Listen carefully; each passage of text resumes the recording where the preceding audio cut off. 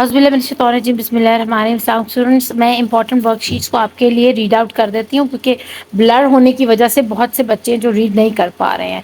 तो fill in the blanks में पहला ब्लैंक जो हमारे पास है वो है safety, refers to the safeguarding people from potential damage. ठीक है। सेकेंड आ जाता है personal information should be kept confidential. Third one is always speak up about any instance of cyber bullying, be polite and kind while online. Plagiarism is the act of resenting someone else's ideas. अब mark the statement true or false. सबसे पहला है impersonation is done for various reasons including stalking or bothering people. तो ये true है. It is legal to copy someone else's idea without their permission. False.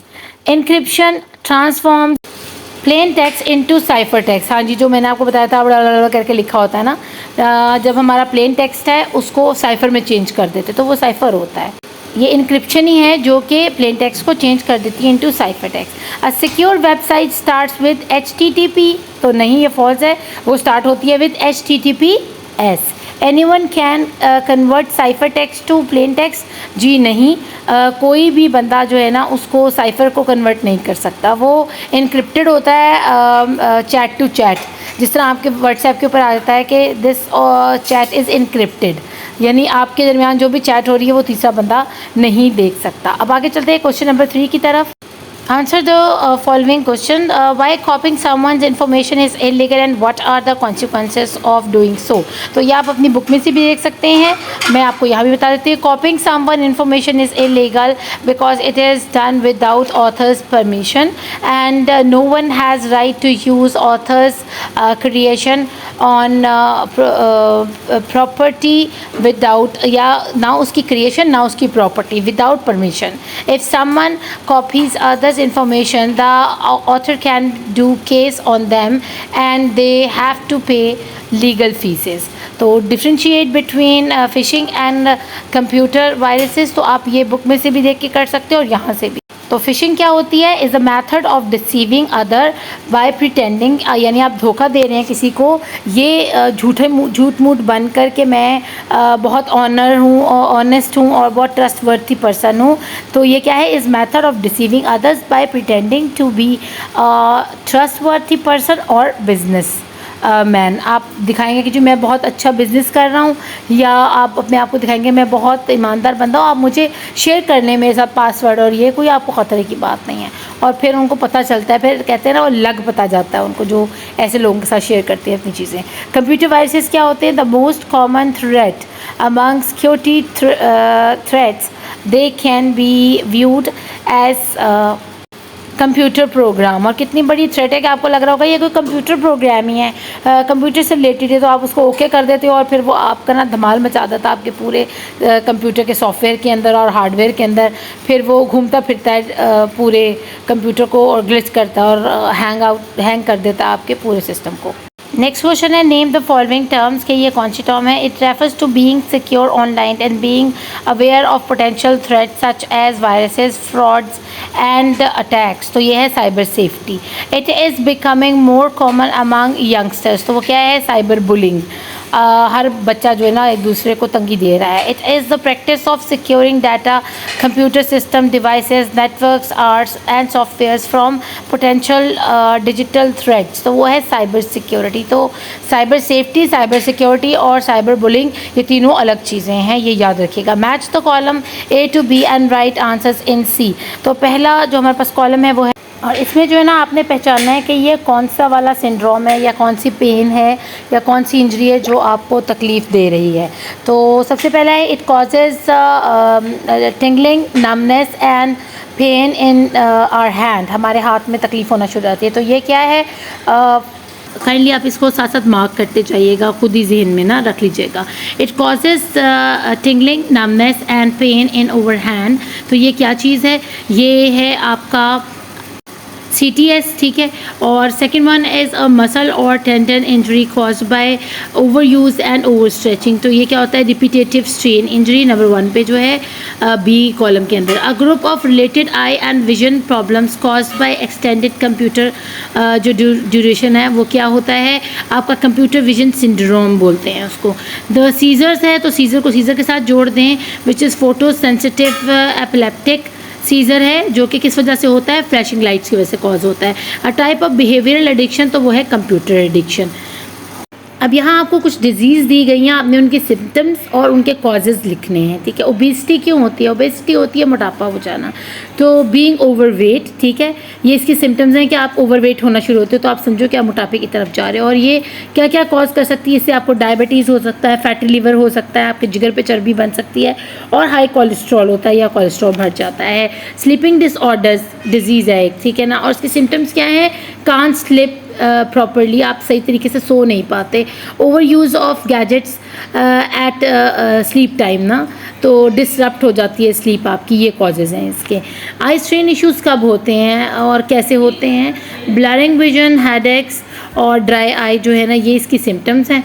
और होता कैसे, कॉज क्या चीज़ करती है ज़्यादा, तो डर्ट ऑन स्क्रीन आप लिख दीजिएगा।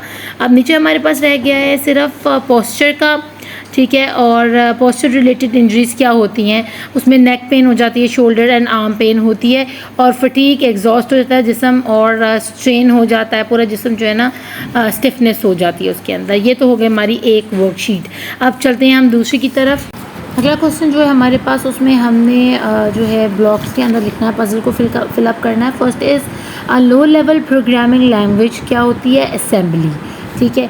Second one is process of tracking down errors, तो जो हम ट्रैक डाउन करते हैं एरर्स को, वो क्या होता है, डीबगिंग होती है। And action from user side, अगर बाहर बैठ के कंप्यूटर पे आप कोई काम कर रहे हैं तो आप स्क्रैच के अंदर क्या डाल रहे हैं, आप डाल रहे हैं event. Uses different programming languages use in daily aspects of our lifes ना, तो वो क्या चीज़ है, वो है नेटवर्क। आगे है program written in human readable format, तो उसको क्या बोलते हैं, उसको बोलते हैं सोर्स कोड, ठीक है। तो ये थे हमारे जो हैं पज़ल। यहाँ क्वेश्चन हमारे पास, what is the importance of programming in our lifes, तो कंप्यूटर प्रोग्रामिंग जो है वो क्यों ज़रूरी है, इसकी इंपॉर्टेंस बताएं। तो computer programming is now required because much of our world is automated, as a result human must control how they engage technology because computers are very accurate and efficient. तो हमें पता होना चाहिए कि हमने टेक्नोलॉजी को कैसे इंगेज करना है या हमने उसको कैसे यूज़ करना है, हमें कंप्यूटर की प्रोग्रामिंग का आना ज़रूरी है। अब सेकंड क्वेश्चन में आपसे कह रहे हैं कि डिफ्रेंशिएट करें between a program and a logarithm. तो a program is a set of rules and instructions or a collection of modules and procedures written in a programming language to complete a task। और logarithm क्या होता है, logarithm use step by step approach to solve a problem, ठीक है ना। तो ये इसका छोटा सा आंसर है, बच्ची ने थोड़ा सा गलत लिखा होता है इसका आंसर, तो आपने इसका आंसर ये करना है। अब आपने आगे जो क्वेश्चन है ना उसमें स्क्रैच का बताना है कि आपने किस तरह क्या चीज़ ऐड करनी होती है, उसमें क्या क्या होता है, उसमें ब्लॉक्स होते हैं, उसमें टैब्स होते हैं, उसमें कोड एरिया होता है, यानी वो सारी चीज़ें जो आपको नज़र आ रही होती हैं स्क्रैच प्रोग्राम के अंदर। तो स्टेज के बाद वहाँ पर स्टॉप का होता है, वहाँ माइनस होता है, वहाँ पर कॉस्ट्यूम होता है, स्प्राइट होते हैं, प्रॉपर्टीज़ होती हैं, ब्लॉक टाइप्स होती हैं, स्टार्ट का बटन होता है, ठीक है ना। ये सारी चीज़ें होती हैं जो स्क्रैच की आपको स्क्रीन पर नज़र आ रही होती हैं। आगे हमारे पास वर्कशीट जो है वो है फिल इन द ब्लैंक्स की। An entrepreneur is a person who starts their own business and is sometimes referred as an investor या इन्वेंटर कहा जाता है। इन्वेस्टर नहीं होता, इन्वेंटर होता है। Entrepreneurship is important because it raises living standards and create wealth। अब आगे है innovators also known as leaders। Different types of entrepreneurs vary according to the entrepreneur background, culture and country। अब यहाँ पर हमारे पास उन्होंने आइडेंटिफाई कहा है कि टाइप ऑफ एंटरप्रेन्योर को जो है ना आइडेंटिफाई करें उसकी स्पेशलिटी की वजह से। तो they are opportunity hunters with the experience and finance भी होता है, इनके पास एक्सपीरियंस भी होता है, लेकिन ये खुद कुछ नहीं करते, ये अगलों की चीज़ ख़रीद लेते हैं। कि मैं इस की जो है ना चलती हुई कंपनी ख़रीदूँगा और उसको थोड़ा सा इनोवेशन देकर तो हाइट पर ले जाऊँगा। ठीक है, ये वो लोग होते हैं। They prioritize practically over innovation and will take longer to launch a product than other entrepreneur। आपको मैंने बताया था ये रिसर्चर होते हैं, ये 2-3 साल पहले प्रोडक्ट बनाते हैं, उसका प्रोटोटाइप बनाते हैं, फिर उसको चेक करते हैं, लोगों को चेक करवाते हैं और फिर जाके कहीं उसको लॉन्च करते हैं। तो ये रिसर्चर होते हैं। They are business owners what is bluntly available and launch it with its upgrade version।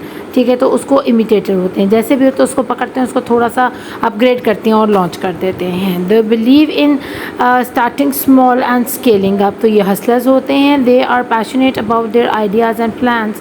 तो ये इनोवेटर्स हैं। ठीक है, क्योंकि वो आइडिया से चलते हैं। नेक्स्ट अब कर लेते हैं क्वेश्चन। अब यहाँ उन्होंने आपको 3 नाम दिए हैं हमारे पाकिस्तान के जो एंटरप्रेन्योर हैं, जिनमें मोनिस रहमान है और बाकी एक लड़की हैं जो कि मरियम आतिल है और last one is Zia Imran. तो हम इनके थोड़ा इंट्रोडक्शन जो है ना आपने याद रखना है।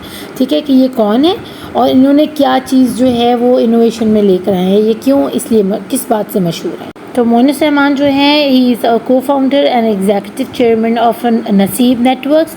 इसके अलावा वो डायरेक्टर ऑफ कशफ फाउंडेशन है। ये कशफ फाउंडेशन वही है जो उधार कर्ज़े जो देना वो देती है, तो माइक्रो फाइनेंसिंग करती है लोगों की। अब हम देखते हैं कि मरियम आदिल कौन है। वर्क बैंक स्पेशलिस्ट है ये, work as a bank specialist and founder of grid. और ग्रिड आपको पता है कि वो गेम के अंदर ही लोगों को इस काबिल बना देते हैं कि वो अपना कारोबार कर सकें, कोई स्किल सीख कर अपने लिए कमा सकें। और इसके अलावा क्रिएटेड रैशना प्लेटफॉर्म फॉर गेम डेवलपर्स। और ये ऐसा प्लेटफॉर्म है कि सिंगल लाइन भी कोड की लिखे बगैर आप अपनी गेम्स बना सकते हो, उस पर आप अपनी वीडियोस बना सकते हो और बहुत सारी चीज़ें जो आप यहाँ पर रैशना के ऊपर जाके कर सकते हो। ये इंस्ट्रक्शनल और मार्केटिंग और ट्रेनिंग वीडियोस जो हैं और गेम्स हैं वो किसी भी एक कोड की लाइन लिखे बगैर, जैसे हम स्क्रैच में कोड ऐड करते हैं ना, इसमें करने की ज़रूरत नहीं है। इसमें उसने इतना आपको जो है ना कम्फर्ट दे दिया है। अब ज़िया रहमान की इमरान की बात करते हैं। ये एग्जीक्यूटिव वाइस प्रेसिडेंट हैं CERP के, यानी centre of economic research in Pakistan के। और इसके अलावा he is an entrepreneur, inventor and startup advisor who is now developing IoT based home automation and energy saving gadgets, जिसके बारे में मैं आपको प्रीवियस वीडियो में बता चुकी हूँ कि ये कैसे गैजेट्स होते हैं। ठीक है ना, तो बहुत बड़े बड़े नाम हैं ये हमारे पाकिस्तान के, ये हमारे पाकिस्तान का प्राउड है, ये हमारे पाकिस्तान की शान है माशाल्लाह। अब यहाँ आपके क्वेश्चन ये भी आ सकता है बहुत इंपॉर्टेंट कि हाई लेवल जो प्रोग्रामिंग लैंग्वेजेस हैं उनके नाम बताएं। तो आपने C+ बताना है, जावा बताना है, PHP बताना है, पाइथन बताना है, स्क्रैच बताना है। बहुत आसान से ये नाम है, इनको ज़रूर आपने याद करना है। नेक्स्ट क्वेश्चन है हमारे पास। यहाँ उन्होंने फिर से मैचिंग दे दी है। उन्होंने कहा है कि ये बताएं कि प्रोसेस ऑफ रिमूविंग एरर्स क्या होता है। तो वो डीबगिंग होती है। लो लेवल लैंग्वेज कौन सी है, वो असेंबली है। ठीक है, सेट ऑफ इंस्ट्रक्शंस जो है वो क्या होता है, वो प्रोग्राम होता है। फिर आ जाती है बात डीबगिंग टेक्निक्स क्या होती हैं। तो वो आपको मैंने बताया था कि यूजिंग द से, आगे से आपने ब्रैकेट दोनों क्लोज करके लिखनी है, और ब्लॉक। ठीक है ना, से ब्लॉक को हम यूज़ करें तो हम ये टेक्निक्स हैं डीबग करने की, अपने किसी भी कोड में जो भी प्रॉब्लम आई हुई है। इसके अलावा use by only user side पे ये कंट्रोल होता है। तो ये क्या है, इवेंट है, यानी हम लोग इसको कंट्रोल करते हैं। अभी जब मैं स्क्रैच वाला वीडियो बनाऊंगी तो फिर आपको इवेंट की भी अच्छे से समझ आ जाएगी। फिर हाई लेवल लैंग्वेजेस कौन सी होती हैं, तो C++ और जावा जो है ना वो हाई लेवल लैंग्वेजेस हैं। तो मैं इसको ख़ुद से पढ़ने का मकसद ये था बच्चों, आपकी एक दफ़ा अच्छी से जो ना MCQs की तैयारी हो जाए। मैं चाहती हूँ कि आपके फुल मार्क्स आएँ इस कंप्यूटर में। जो बच्चे परेशान थे इंशाल्लाह वो अब जो है ना ये वीडियो देखने के बाद नॉर्मल हो जाएंगे। Choose 5 correct answers. तो उन्होंने आपको यहाँ 5 लाइन्स दी हैं। Dash are characters in scratch. तो जो करेक्टर्स होते हैं उनको स्प्राइट कहते हैं। उसमें सारे करेक्टर्स आए हैं, उसमें जानवर भी हैं, इंसान भी हैं, और उसमें दरख्त हैं, पौधे हैं, पत्थर हैं, वो सारी चीज़ें जो इंक्लूडेड है ना वो सबको हम स्प्राइट बोलते हैं। ठीक है, अब इसमें we can select green flag from. तो हम ग्रीन फ्लैग किसके ऊपर होता है आपको पता है, इवेंट के ऊपर होता है। जब हम स्टार्ट करते हैं अपना कोड बनाना, ठीक है ना, कोड डालना शुरू करते हैं। ये आ गया है repeating the process until a condition is met. तो आपको पता है ये लूप होता है, जब तक आपकी कंडीशन मेट नहीं करती ना आप रिपीट कर सकते हो उसके प्रोसेस को। जब रिपीट प्रोसेस करते जाओगे, जैसे कंडीशन मेट करेगी तो वो आपका प्रोसेस होना रुक जाएगा, यानी कंप्लीट हो जाएगा आपका। ब्लॉक बेस्ड प्रोग्रामिंग क्या कहलाती है? आपको पता है ना, स्क्रैच की एप्लीकेशन में सारे ब्लॉक्स ही बने हुए हैं, तो ब्लॉक्स के ज़रिए हम कोडिंग करते हैं तो उसको बोलते हैं स्क्रैच। अब लो लेवल लैंग्वेज जो है उसको bug is a term use to describe and क्या चीज़ एरर। आगे चलते हैं। जो वेरिएबल्स होते हैं are integers can be change. Variables जो होते हैं उनको आप इंटैगर्स भी कह सकते हो और इनको चेंज किया जा सकता है। तो ये था हमारा नेक्स्ट क्वेश्चन। अच्छा, यहाँ पर कुछ मेरे पास जो है फिल इन द ब्लैंक्स थी, वो वाकई क्लियर नहीं थी, लेकिन मुझे पता है कि ये क्या लिखा हुआ है। तो सेट ऑफ इंस्ट्रक्शंस जो है वो क्या कहलाता है? प्रोग्राम कहलाता है, ठीक है। और इसके अलावा जो अल्जाइमर क्या था? वो एक डिसऑर्डर था, ठीक है ना, तो आपको ये याद होना चाहिए। अब बैक ड्रॉप जो है ना वो क्या होता है, उन्होंने ये पूछा आपसे, वो क्या शो करता है? तो वो बैकग्राउंड ऑफ स्टेज को शो करता है। आगे वो कहा है कि कितनी लैंग्वेजेस हैं जो बोली जाती थी अभी तक यूज़ करते हैं हम अप्रॉक्सीमेटली प्रोग्रामिंग लैंग्वेजेस। तो वो तकरीबन 700 लैंग्वेजेस हैं जो कि प्रोग्रामिंग के लिए यूज़ की जाती हैं। इसके अलावा स्पोकन लैंग्वेजेस जो यूनाइटेड स्टेट्स में बोली जाती हैं वो कितनी हैं? तो वो 350 हैं, ठीक है। और 1947 में एक बग जो है वो उनको है ना मिला था, रिपोर्ट हुआ था साइंटिस्ट का कंप्यूटर के अंदर। It was a moth trapped in their computer eight Harvard university. और वो मोथ था, आपको पता है भंवरे की तरह होता है ये। तो वो 1947 की बात है। तो उन्होंने जब उसको बाहर निकाला ना उस कंप्यूटर में से, तो उसको भी नाम डी बग का दिया गया कि डी बगिंग हुई है, बग को बाहर निकाल दिया, पकड़ के कीड़े को बाहर निकाल दिया। वैसे तो बग आपको पता है इंसेक्ट को ही कहते हैं ना।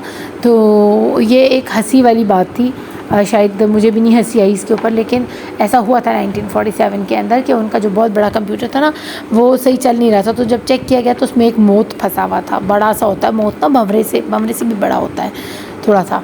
तो वो उन्होंने वहाँ से बाहर निकाला, उस एरर को, बग को एरर का नाम दिया, और जब उसको बाहर निकाला तो कहा कि हमने डी बग किया है, ठीक है।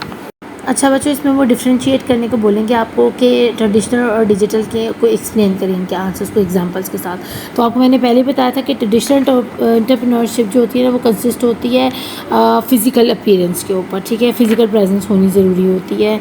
और इसके अलावा इसकी जो एग्जांपल बन सकती है वो आप ये लीजिएगा कि डाइन इन रेस्टोरेंट्स हैं, ब्रिक एंड मोर्टार स्टोर्स हैं, और any type of business with an office setup fall into this category, ठीक है। ये आप इसकी एग्जांपल्स लिख दीजिएगा। वही जो ट्रेडिशनल डिजिटल एंटरप्रेन्योरशिप का पेज नंबर 111 पे है, आप वहीं से वो बहुत छोटे छोटे हैं। और डिजिटल में आपको पता है ट्रेडिशनल भी आती है और डिजिटल भी आती है, ये दोनों इसमें मौजूद हैं। और इसकी जो बहुत बड़ी मिसाल है वो ऊबर हो सकती है, वो आप इनड्राइव बोल सकते हो, वो आप क्रीम बोल सकते हो, आपकी मर्ज़ी है, ठीक है। ये सारी डिजिटल एंटरप्रेन्योरशिप की जो है ना एग्जाम्पल्स हैं।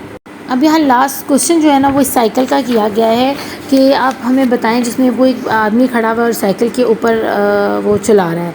तो अब वो शुरू कहाँ से होता है? हम पहले एक प्लान बनाते हैं, ठीक है, यानी वो आइडिया की तरह होता है, फिर हम उसको डेवलप करते हैं, फिर टेस्ट करते हैं, फिर हम उसको डिप्लॉय कर देते हैं, लोगों को उसके लिए इस्तेमाल करते हैं, ठीक है। फिर हम जब लोग उनको इस्तेमाल करना शुरू कर देते हैं फिर हम उन लोगों से रिव्यूज़ लेते हैं, ठीक है।